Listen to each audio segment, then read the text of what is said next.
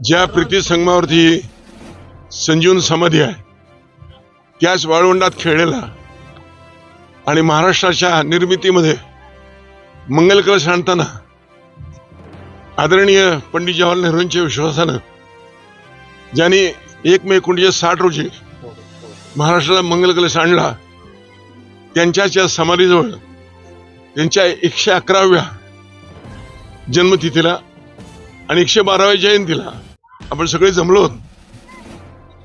कोणती जातपात लिंग भेद न बाळगता महाराष्ट्राचं नवे देशाचं राजकारण केलं आणि हिमालयाच्या हाकेला ज्या सह्याद्रीने प्रतिसाद दिला तो महाराष्ट्राचा कणखर पुरुष आज ते विसरला आहे.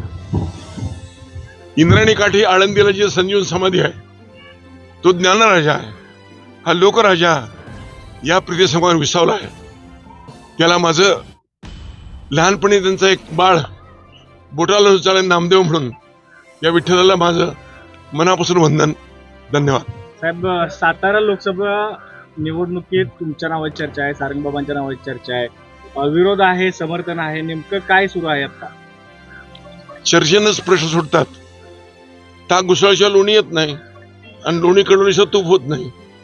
ते तुमच्या ताटात यावं चमच्यानं पळीनं अशी माझी इच्छा आहे. कोण रिंगणात असेल? तुम्हाला तातडीनं मुंबईला बोलवलं गेलं होतं, तुम्ही त्यानंतर तिथं बैठक झाली तुमची, काय नेमकं बैठक? चर्चा व्हावी, बाबा कसं आहे, कोण आहे, पुढं कोण आहे, त्यानंतर कोण येईल, डाव्या हाताला कोण, उजव्या हाताला कोण, कोण आयत्या वेळेला जाईल, कोण आयत्या वेळेला येईल, ही चर्चा होती. मी तुमच्या बरोबर आहे. धन्यवाद.